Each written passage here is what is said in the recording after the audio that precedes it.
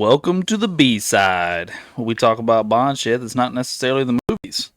And today we'll be talking about Daniel Craig's Henchmen, the Henchmen from the 5 Daniel Craig movies. And unfortunately, which seems to be forming a pattern here recently, there's only 3 of us here to do this B-side. Myself, Tom, and Ray. I think Barry has abandoned us. He doesn't want to do B-sides anymore. Well, that's what happens when they start getting that Stephen A. money. They start dipping out. Big head and all. Like, Yeah. like full episode or nothing. Anyway. Well, let's introduce our henchman. From Casino Royale is Krat. From Quantum of Solace is Elvis with a terrible haircut. From Skyfall is Patrice. From Spectre is Mr. Hinks. And from No Time to Die is Primo. So we do have some decent henchmen here. I will say there are some forgettable henchmen here as well. Yeah. But let's start at the bottom like we have been. Does anybody have any strong feelings about who should be 5? I mean, just a quick look over. I'm not really remembering crap that well. Yeah, I don't know that Krat did a whole lot in Casino Royale. Yeah. Like, I just feel like he was part of more of an entourage than he was a henchman. Yeah, he's gooning the whole time. Yeah. Like, that's all he's there for. Yeah, because even like, it was even like, one of the other chicks and everything, that was, who even drugged Bond and everything. So she did more work than he did, that's what I mean, thought. even the closest that he came to dying and everything, she was more effective as like a henchman or like, whatever. Did it right there in the room with everybody. Yeah. So, yeah, I can't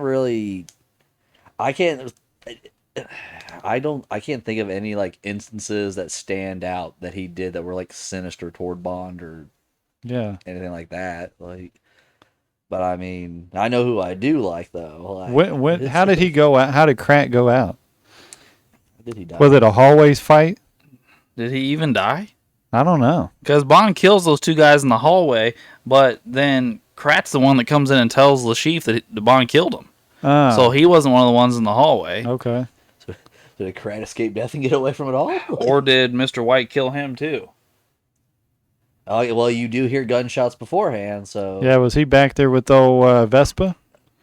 Oh, I could bet that. Because I'm trying to remember him in the roadside crash scene, but I'm not really... I mean, he had to be there, right? He might be the one that comes up and, like, kicks Bond in the face. Because one of them, like, kicks him in the face, doesn't he? Oh, yeah, I think so. Yeah. Yeah, because he gets thrown down, like, and then one... Oh, at least it wasn't a karate chop. Like, I can... I just typed it in. Yeah, Mr. White shoots him off screen. Okay, so he was in there with Vespa. Yeah. Okay. All right. Okay. Well, again, he's pretty forgettable, and well, the fact that you didn't even get to see his death, I think that sails the nail in the coffin how forgettable he is. If we can't even get to see your character go out, like, that's even kind of the shtick of James Bond. It's like the look, I'll give it 8 out of 10. But usefulness, I mean, I got to give you a 1.5 at least. Like yeah, he does have kind of a menacing look. Yeah, he's just a goon. Like, he's just gooning the whole time. Like, all right, yeah. So let's put Krat at 5. I think that's a good way to start. Okay. Then we'll go the bowl cut. Well, Elvis is. I don't know. I think, he was a little more useful. Not a whole lot. You at least see him more. Yeah. Like, you definitely see him more, maybe the hair, like I said, and I'll give that too. Even with the Bond motif and everything, you got a weird haircut, you're automatically a bad guy. Like, pretty much. It's like they pull him out of an Amish community. Yeah, like it's just. What's up, Jebediah? But he's always with Green. I'll give it to him. He's plenty of screen time, loyal. Like, I don't know, like, but once again, he doesn't really. He's kind of a bitch. Yeah. Like, he really toward the end when he goes out and it's the fight. Like, I mean, like I said, Green might as well like stepped up and fought. Like, it's one of those things. Like, why do you even have this guy as your henchman? Like, you're a more effective fighter, right? Like, you just need to walk around with hatchets, bro. Like, just like that's your thing. Like, that was a missed right there opportunity with them. And he dies in the explosion Yeah. at the facility. Oh yeah. I mean, like I said, he just. Because who else is left? We got Patrice. I want to kind of hang on to him because I felt like he was a lot of use. Yeah. So like I said, even right there, he out edges a Bull Cut just because of that. I can tell you right now, like I can make a great argument for Primo and Batista as well. So Yeah. I think that kind of forces the Bull in the corner. Yeah, that's kind of rough.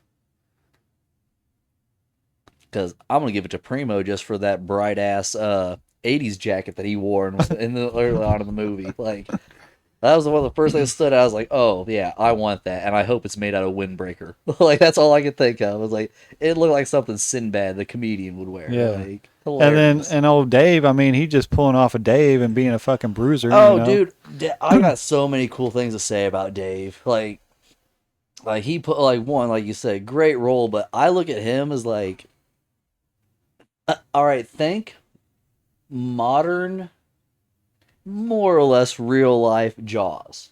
Yeah, I mean, for real. And that's what that was like, to where it's like, all right, I get like, but you've seen the metal on the thumbs rather than in the mouth and everything. Useful because you see it. It didn't kill the guy because he had to snap his neck to do it. So strong, he can snap a neck while holding the man up in the air. And I mean, listen, the train scene, great callback to like Moscow and From Russia with Love and all that. Just there was even another train scene where, yeah, I don't know, one of the other movies where he's getting thrown through the walls like Batista did him here. Oh, what is that? And there's so many things that like you could just see it, but like I said, he just keeps taking a beating and kept coming and all that.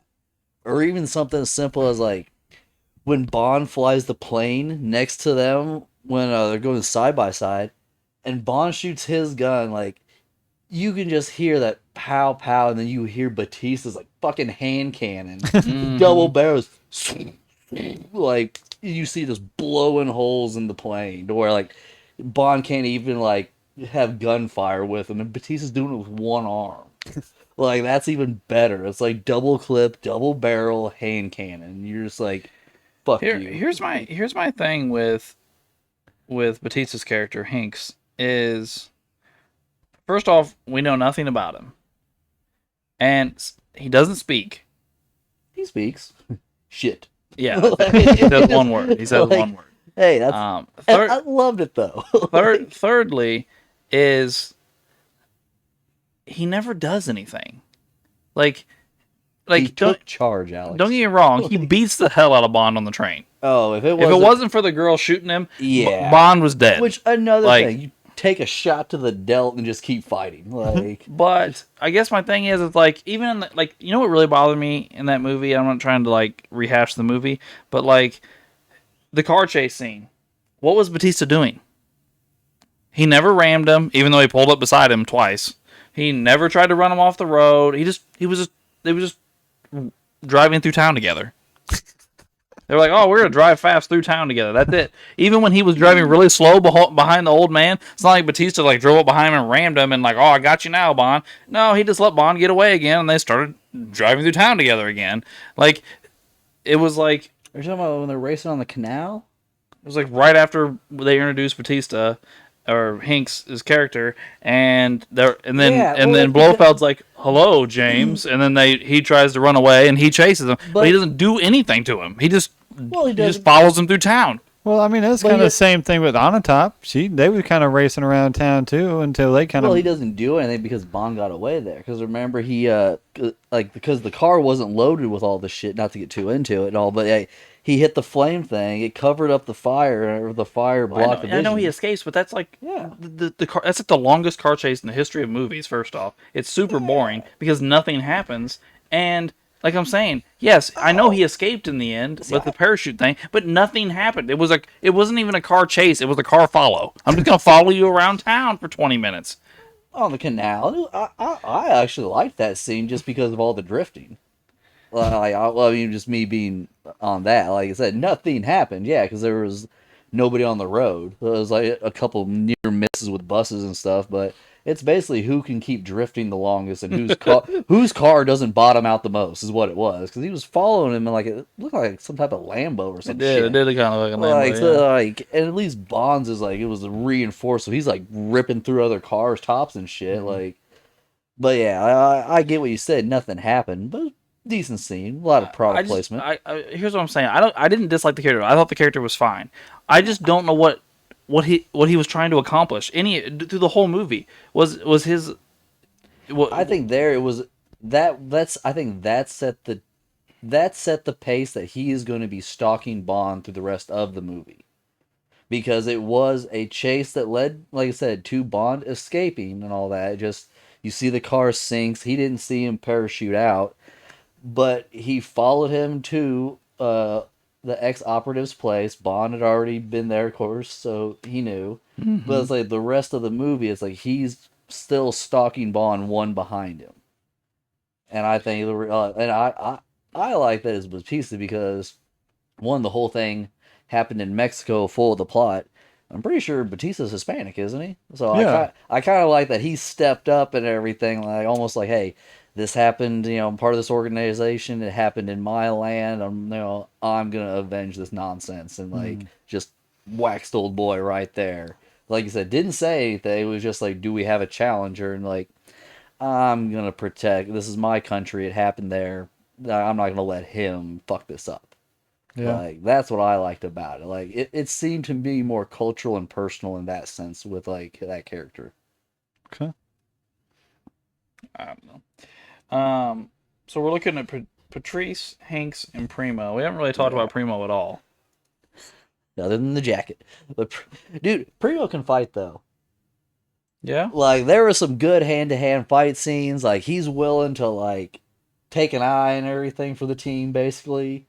And I mean, he's obviously proficient with weaponry, bikes, all that. Because that was my whole thing when I first seen him. Was like, haircut. You're the bad guy. Don't die too early. Because like, as soon as you see him start throwing punches with Bond when he gets off the motorcycle, that's when you're like, oh, you're a legit fighter type deal. Like, you're not gonna be just like a one-off like neck snap and we're done. Like it was like because he was choking him out with like a wire or rope or something, and like he hit his head and the eye fell out the first time. That's when you shit. first see it and everything is like knocked it out. But it was wild. Then you get to see him again and all that later on because it's like he lays low after a while from that. Yeah, he doesn't do But- anything through like the mid part of the movie. Yeah, He's pretty heavy in the beginning and pretty heavy in the end. Like I said, but that's kind of like I want is like introduce him, make a really good entrance, and then like at the end, like I said, give me the fight scene that I want. Give me the like maybe like some type of death that correlates to your like nickname or like disability or ability, whatever it is. Like that's what I want out of the Bond stuff.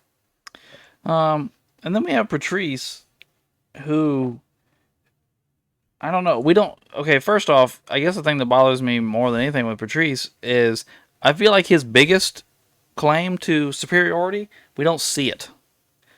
Like Bond walks into the room and sees all the dead agents that Patrice has killed. He killed all the agents and stole the computer hard drive and is fleeing, but we don't actually see that how he killed all those agents by himself. Right. Which would have been a huge, like, that's a pretty big thing. Like, he walked into a room with a bunch of MI6 agents and killed them all. Like, well, yeah, like you said, there was never a real demonstration of like those skills. Like I said, like well, we saw him fight Bond, and he was fighting Bond to a standstill until Penny shot Bond.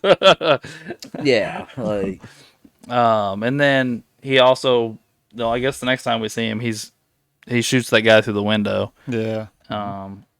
And then Bond does kill him there. Yeah. But then, I mean, he put up another good fight on. He did, yeah. Bond killed him accidentally, really. Yeah. Yeah, they didn't want him, like, or at least wanted information. But yeah, even that fight was, yeah, I love that fight where you just see their silhouettes in that blue and all. Like, it said right there on the edge. Like, that was a good scene. That was a good fight. I think Batista could beat him, though. I think Primo could beat him. All right. And then we go back to Jebediah. Yeah, I think Elvis is 4. Yeah, yeah. I was like we've talked it into it. Like, Elvis is totally getting like murked by these other three by far. Like, Just jailhouse rock. So now these other three are the top three, but I don't know what order to put them in. Patrice, Hinks, Homeboy. I have my three. I'm fighting on 1 and 2. So who do you say is three? Old boy from the train. Oh, Dave. Yeah. Or no. We were just talking about him. The one. Oh, but Patrice? Yeah, Patrice. Yeah, I'm going Patrice. Okay. Because we only see him on the train in the front, and like I said, we only see him then in the fight. Both great fight sequences, great assassin and everything, because hit his mark and whatnot, and got away from Bond the first time, even if it was Moneypenny's fault. Like he got away. Like so, like one of those. Like I'll give you 2 for 2 on successful missions. You just happen to die on the last one. Like, So let me ask you this one, Tom. What's the difference between Patrice and the dude from No Time to Die? Strong entrance, strong exit, and really nothing in between. And then the fight in the end, Bond kills Primo pretty quickly. Yeah. Now it's not like it's not like Bond snaps his neck. Bond uses a gadget, but what was it like? I think there's that build up, like I said, because we didn't see Patrice again until he's following him and whatnot. Was it Shanghai is where they were? Yeah, Shanghai. Yeah, that's it. I didn't want to say the wrong city, but yeah, that was So until they were following him in Shanghai, like we didn't and Bond laid low for months. Obviously, there's a reason behind it. But like I said, I think it's the fact like I said, we only see him twice, and it was like I said, a good fight scene, one of the better ones from that movie. But it didn't even last. Like I said, it didn't even last the whole movie. Like he still hadn't even gotten a name, and like I said, you died early. No, I think you've brought me to your side, Tom. I think I am gonna say Patrice is 3 because he's dead like at the midway point of the movie. But like I said, it would be different if he died at the end. Yeah. Because then you would have known his character would have been in the wings and in the works and shadows the whole time. But because you got killed off so early, that just tells me as the viewer you're that much more expendable. Like the rest of the movie carries on without the main henchman. Okay. You agree? Yeah, I can get down with that. Yeah. All right. So now it's Primo and Hinks. Yeah. Now where you at, Tom? That's what I said. This is where my argument was and everything. That's a hard one and whatnot because to be honest, who went down the easiest? Well, I reluctantly want to say I'll go Primo and then Hinks.